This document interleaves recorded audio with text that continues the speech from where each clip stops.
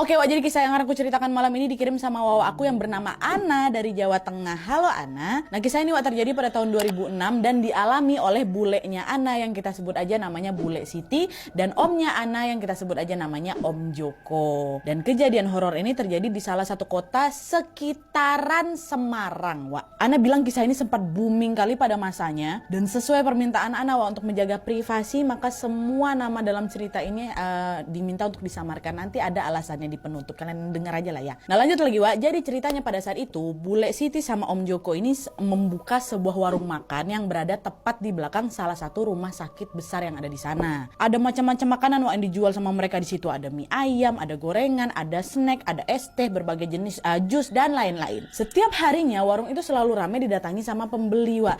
Bahkan para pegawai dan juga perawat di rumah sakit depan tuh juga sering mampir makan siang di tempat itu. Awalnya semua berjalan baik-baik aja, lancar-lancar aja, laku-laku aja warung ini. Bule ini selalu membuka warungnya setiap hari dan alhamdulillahnya selalu ramai sama pelanggan. Sampai pada akhirnya di suatu hari secara tiba-tiba warungnya Bule ini mendadak sepi. Pelanggan yang biasa datang nih, Wak, seketika menghilang dan gak ada satupun yang mampir makan di sana, nggak ada. Dan hal ini terjadi selama berhari-hari sehingga apa ya, ada banyak kali lah makanan Bule macam ayamnya, gorengannya, buah-buahannya yang nggak habis kan. Orang nggak laku kok, pembeli nggak ada. Supaya nggak mubazir, Bule pun membagikanlah makanan-makanan tersebut ke tetangga sekitar, baik pula Bule Siti nih. Meski keheranan dengan warungnya yang mendadak sepi, di situ Bule Siti sama Om Joko masih mencoba berpikir positif, Wak.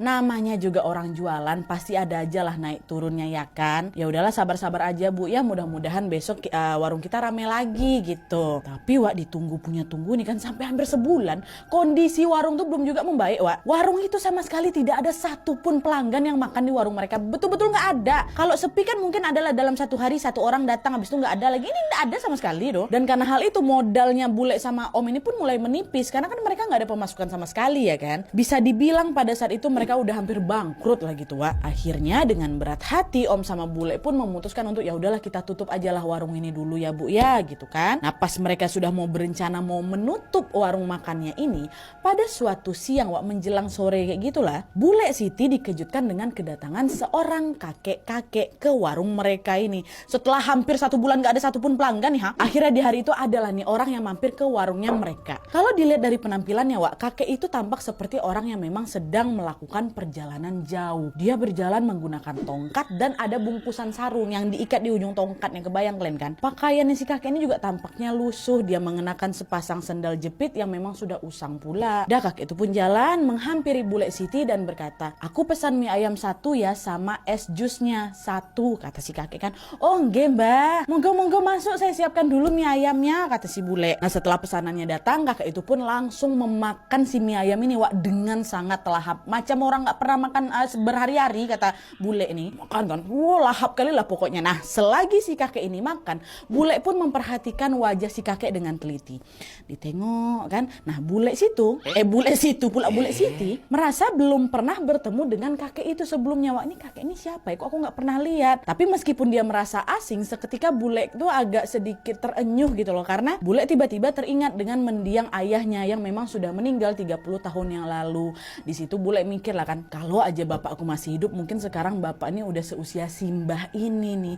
Ya Allah, rindunya aku, kata si Bule dalam hati. Nah, pas Bule memperhatikan si kakek yang sedang makan ini, Wak, Bule pun melihat bahwa gelas minumnya si kakek ini udah kosong. Terus dengan senang hati Bule pun membuatkan segelas teh hangat untuk Bule kasih ke si kakek ini. "Ini teh hangatnya, Mbah, diminum ya, Mbah, ya, biar nggak kedinginan." "Oh ya, Simbah dari mana? Kok sendirian, Mbah?" tanya Bule ke Simbah ini. "Oh suwun ya, Nduk," katanya. "Iya, aku lagi jalan-jalan cari angin seger.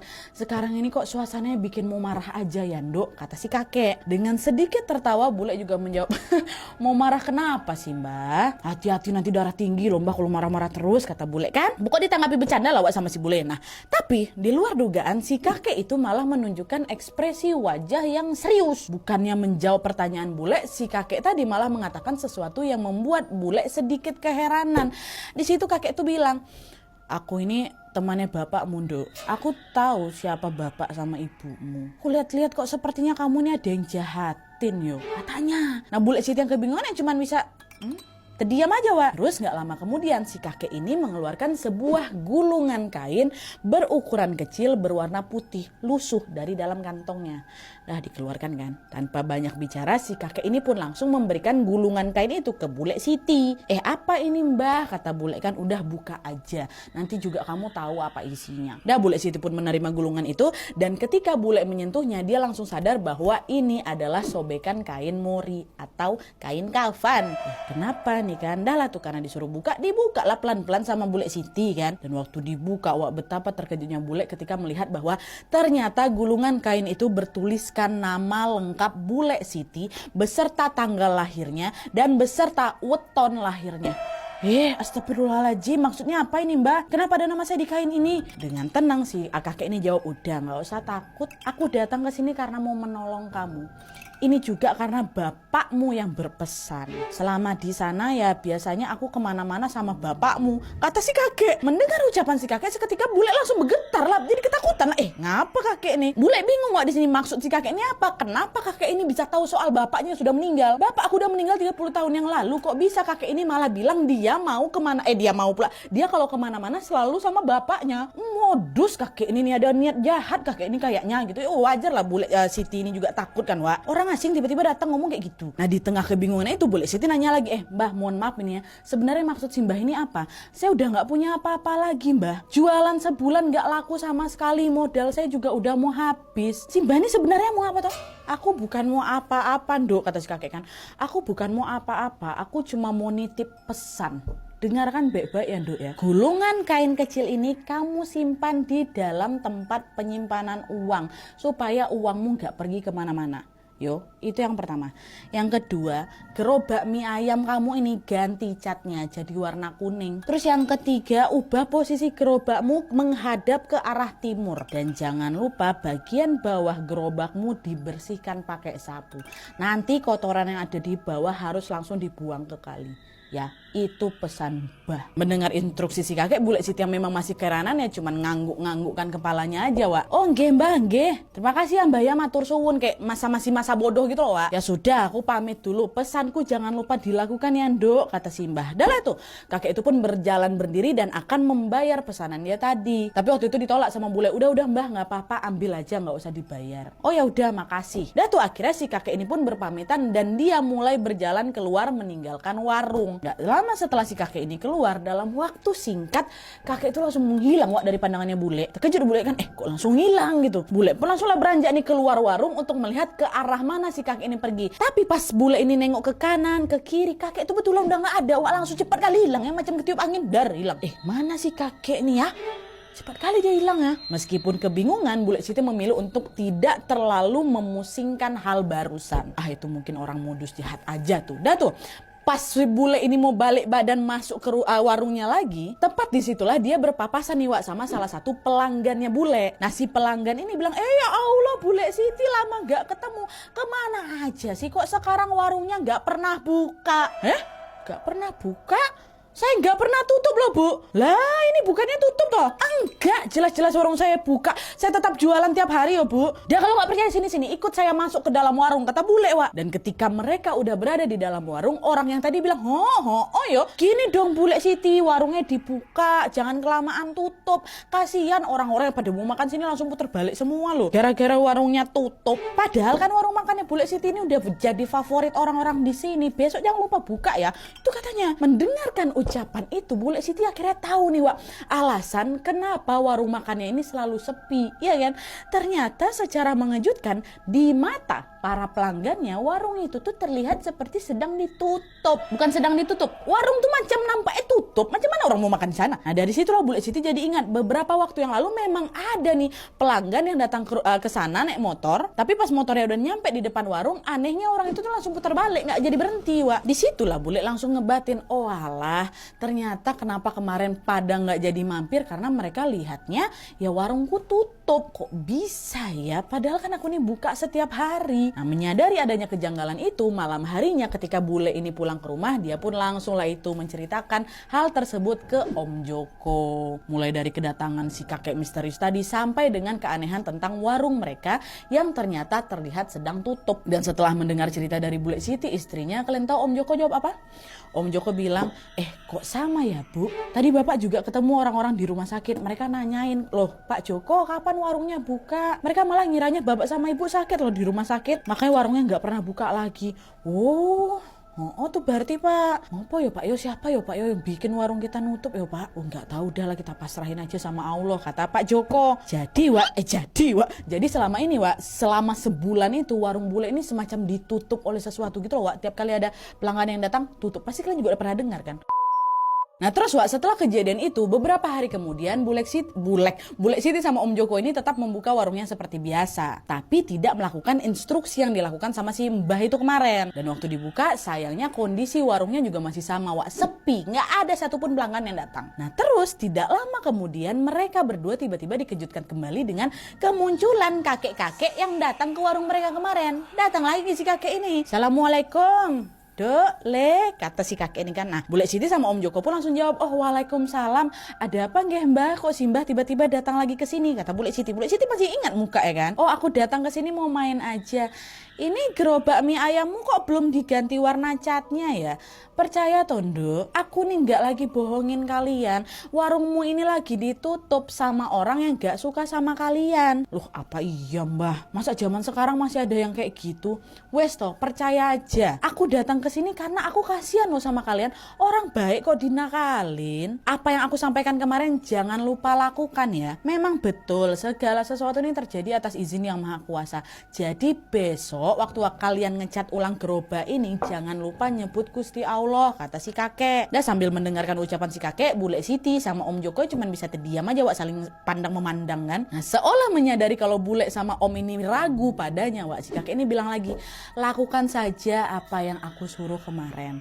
Nanti kalau misalnya sudah kalian lakukan dan warung ini ramai lagi, jangan lupa mampir ke rumahku ya. Rumahku ada di kota itu, kota yang awal tadi gue bilang, kota deket sekitarnya Semarang. Kita sebut aja lah kota A ya. Nah rumahku ada di kota A. Nanti di belakang pasar ada kebun rambutannya. Nah rumahku di situ. Dan gak usah neko-neko bawa oleh-oleh loh ya. Kalian main aja ke sana, bawa gula aja. Nah namaku Mbah Sugeng. Tak tunggu kalian di rumah yo, kata si Mbah Sugeng ini Wak. Nah di pertemuan kedua itulah Bule Siti dan Om Joko akhirnya mengetahui nama si kakek ini yaitu siapa?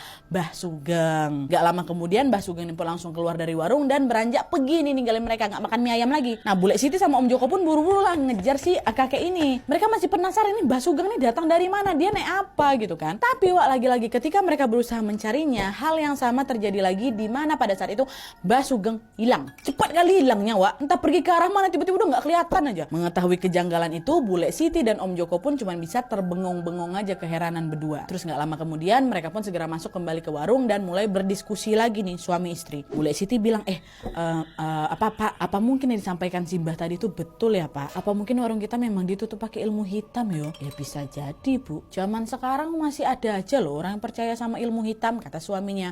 Nah terus kita mau gimana Pak? Apa kita ikutin aja tuh saran dari apa si Mbah? Yo sebenarnya nggak ada salahnya sih Bu kita ngikutin saran Mbah Sugeng tadi. Dicat ulang aja sekalian ganti suasana warung toh. Asalkan ya tadi jangan lupa selalu menjemput nama Gusti Allah dan juga kita banyak-banyak berdoa, kata suaminya kan, kata Om Joko. Udahlah tuh kan waya ya.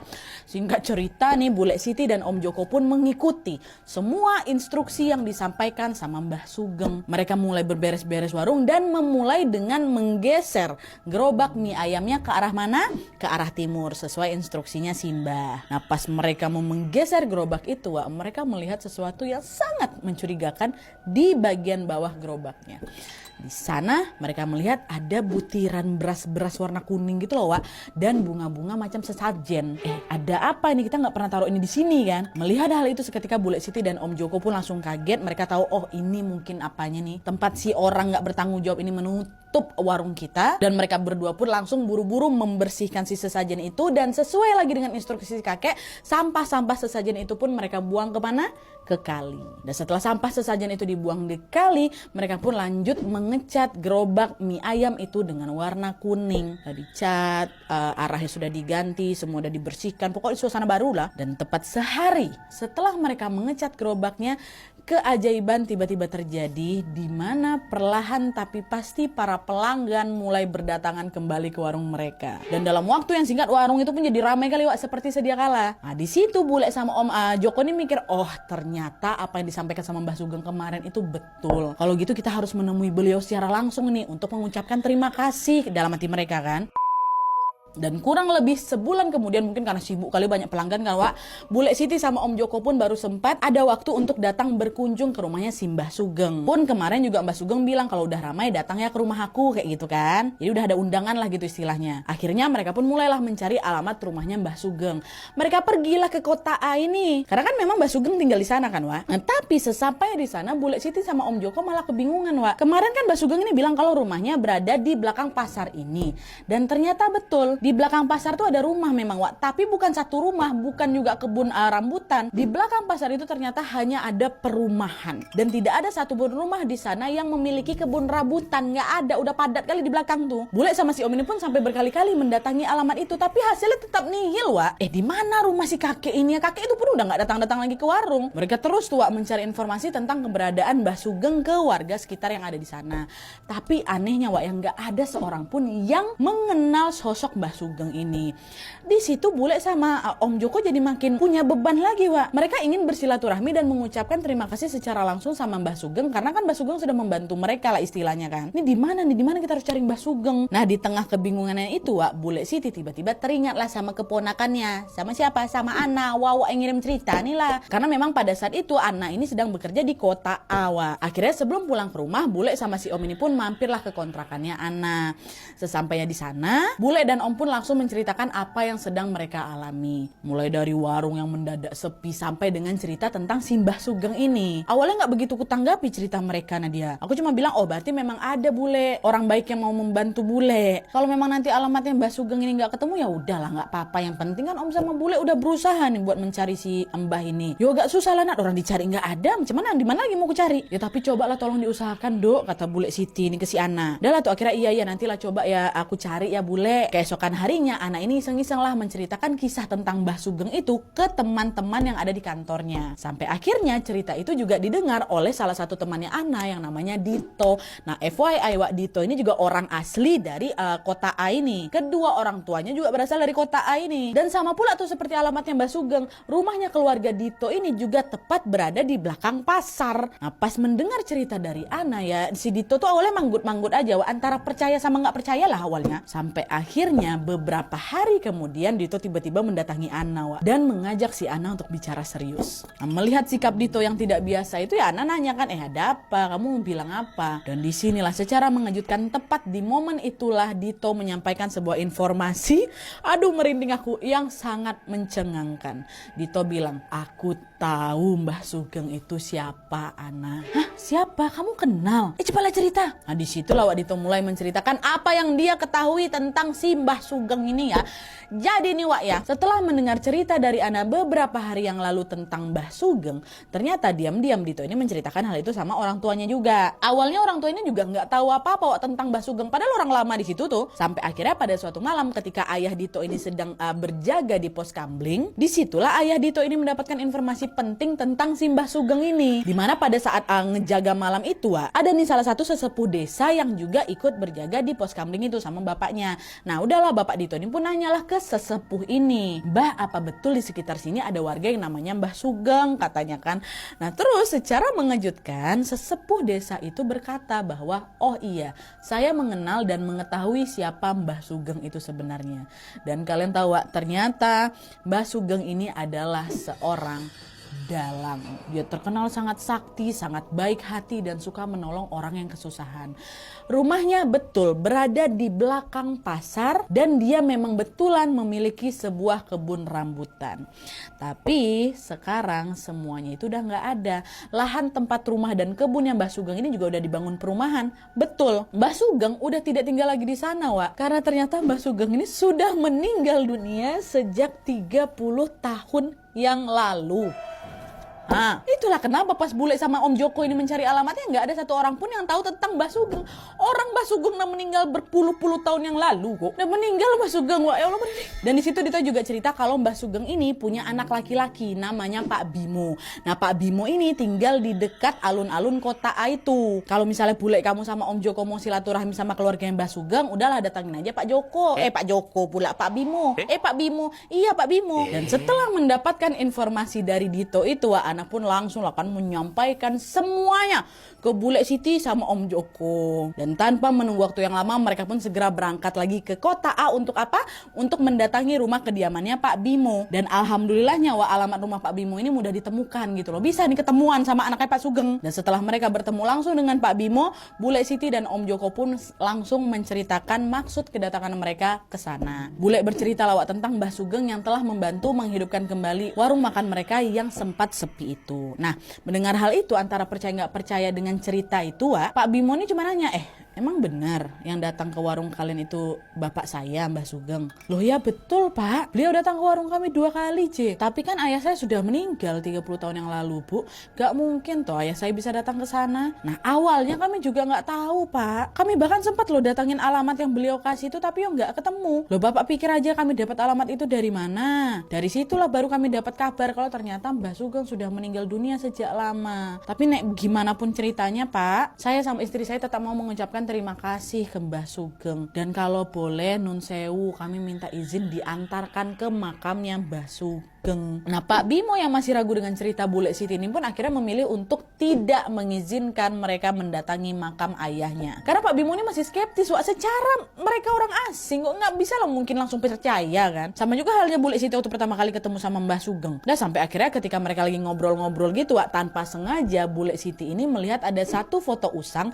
yang tertempel di dinding rumah itu. Dan foto itu menampilkan seorang laki-laki tua yang Bule kenal sebagai Mbah Sugeng. Masya Allah foto ini si Mbah yang datang ke warung saya loh, ini Mbah Sugeng kan Pak, kata Bule Siti. Melihat Bule Siti yang mengenali wajah Mbah Sugeng di foto itu, barulah di situ Pak Bimo akhirnya percaya kalau cerita yang mereka sampaikan tadi bukan mengada-ngada. Dari situlah Pak Bimo lebih mau terbuka, di mana dia bercerita bahwa semasa hidupnya dulu ayah saya atau Mbah Sugeng ini memang terkenal sebagai dalang yang sakti. Beliau sering sekali membantu orang yang kesusahan dan juga mengobati orang-orang yang terkena santet. Tapi Mbah Sugeng ini bukan dukun ya dia memang tulus membantu aja Dan karena kesaktiannya itulah setelah dia meninggal, pihak keluarga memutuskan untuk menyembunyikan makamnya Mbah Sugeng. Kenapa? Karena kalau nggak disembunyiin takutnya keluarga nih ya ada banyak orang-orang yang datang ke sana dengan niat yang nggak baik, entah nanti makam ayah saya dikeramatkan kan, entah nanti dibikin apa-apa lah kayak gitu. Dan di pertemuan itu juga Bule Siti sempat nanya nih sama Pak Bimo, apa betul semasa hidupnya dulu Mbah Sugeng ini mengenal ayah saya, kata Bule Siti kan. Karena kan kemarin Mbah Sugeng bilang kalau mereka saling berteman kan. Tapi di situ Pak Bimo bilang kalau dia sama sekali tidak tahu tentang ayahnya Bule Siti. Saya nggak pernah tahu Bapak Bule, Bapak Mbak gitu. Setahu saya, tapi saya nggak tahu ya Mbak ya. Kalau memang temannya Bapak harusnya pernah main ke rumah, harusnya saya pernah lihat. Tapi saya juga nggak ngerti kalau misalnya teman Bapak di luar rumah. Itulah kata Pak Bimo. Yang jelas Pak Bimo nggak pernah tahu tentang ayahnya Bule Siti. Dari situlah mereka menyimpulkan kalau mungkin Mbah Sugeng dan ayahnya Bule Siti ini bukan bertemu di dunia, melainkan mereka bertemu dan berteman di alam yang lebih baik lah gitu, insyaallah, amin. Nah dah tuh singkat cerita, karena udah saling nyaman satu sama lain ya kan, Pak Bimo pun mengantarkan Bule Siti dan Om Joko ke makamnya Mbah Sugeng. Sesampainya di makam, Bule dan Om pun langsung membacakan doa-doa dan juga mengucapkan terima kasih atas bantuan yang telah diberikan oleh Mbah Sugeng ini. Gak lama setelah itu mereka pun berpamitan pulang dan tidak lupa mengucapkan terima kasih juga kepada Pak Bimo karena sudah diizinkan berziarah ke makamnya Mbah Sugeng. Akhirnya niat baik mereka untuk bersilaturahmi itu pun terwujud, walaupun memang dengan cara yang agak tidak biasa lah gitu kan. Dan sekarang Bule Siti sama Om Joko dapat melanjutkan aktivitas mereka seperti biasanya dengan perasaan yang lebih lega lagi. Dan sebelum videonya aku tutup, ada satu hal yang mau aku sampaikan ke kalian ya. Jadi Ana juga cerita kalau beberapa saat setelah Bule sama Om ini berziarah ke makamnya Mbah Sugeng, ternyata informasi tentang keberadaan makam itu akhirnya bocor Wak ke publik. Pada tahu nih warga-warga di sana, banyak lah orang yang datang menemui Pak Bimo dan mengaku-ngaku habis ketemu sama Mbah Sugeng juga. Dan selain itu banyak juga yang mendatangi makam Mbah Sugeng sehingga membuat makam Mbah ini jadi rusak, jadi kotor gitu Wak. Dan setelah ditelusuri lagi ternyata ya Wak ya, informasi ini bocor dari Dito, kawannya si Ana tuh bandel kali si Dito ini. Dan hal itu betul-betul sangat mengganggu privasi keluarganya Mbah Sugeng Wak. Bahkan Pak Bimo sama keluarga ini ya sempat pindah rumah sementara sambil menunggu ini semua reda, banyak yang datang ke rumah dia Wak. Nah jadi ya itulah dia kenapa buat kalian semua yang mungkin buat warga Jawa Tengah nih, khususnya daerah yang ku bilang tadi dekat-dekat Semarang, mungkin kalau misalnya mengetahui kisah dan juga tahu informasi tentang Mbah Sugeng beserta keluarganya, tentunya nama Mbah Sugeng ini bukan nama aslinya Wak, ini kan disamarin kan. Aku minta tolong kali ya, informasi ini kalian simpan buat kalian sendiri aja lah, tolong jangan disebarkan, kasihan keluarganya Wak. Mari kita hargai privasi mereka dan cukup ambil pelajarannya aja. Di sini Bule Siti sama Ana pun cuma ingin berbagi cerita aja kok ya, usah dicari-cari kali.